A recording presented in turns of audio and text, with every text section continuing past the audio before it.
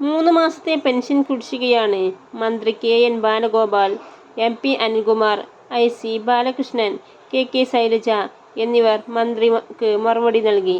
2024 budget പ്രസംഗത്തിന്റെ അടിസ്ഥാനത്തിൽ 2024 മാസം ഏപ്രിൽ മാസം മുതൽ മുടക്കം കൂടാതെ എല്ലാ മാസങ്ങളും സാമൂഹ്യസുരക്ഷാ ക്ഷേമനിധി ബോർഡ് പെൻഷനുകൾ വിതരണം നടത്തിവരുന്നു. വിലക്കയറ്റം കാരണമുണ്ടായ സാമൂഹ്യക്ഷേമ ഗുണഭോക്താക്കൾക്ക് പെൻഷൻ 2024-25 കുടിശ്ശിക സാമ്പത്തിക വർഷത്തിൽ 2 ഗഡുക്കളും 2025-26 3 ഗഡുക്കളും വിതരണം ചെയ്യാൻ ഉദ്ദേശിക്കുന്നു എന്ന് 15ാം നിയമസഭയുടെ 11ാം സമ്മേളനത്തിൽ മുഖ്യമന്ത്രി ചട്ടം 300 പ്രകാരം പ്രസ്താവിച്ചിരുന്നു. ഓണാഘോഷത്തോടനുബന്ധിച്ച് 2024 സെപ്റ്റംബർ മാസത്തിലും 2025 ജനുവരി മാസത്തിലും 1 മാസത്തെ സാമൂഹ്യ സുരക്ഷാ പെൻഷൻ ക്ഷേമനിധി ബോർഡ് പെൻഷൻ അനുവദിച്ചതിനോടൊപ്പം ഓരോ ഗഡു കുടിശ്ശികയും അനുവദിച്ച് വിതരണം നടത്തി.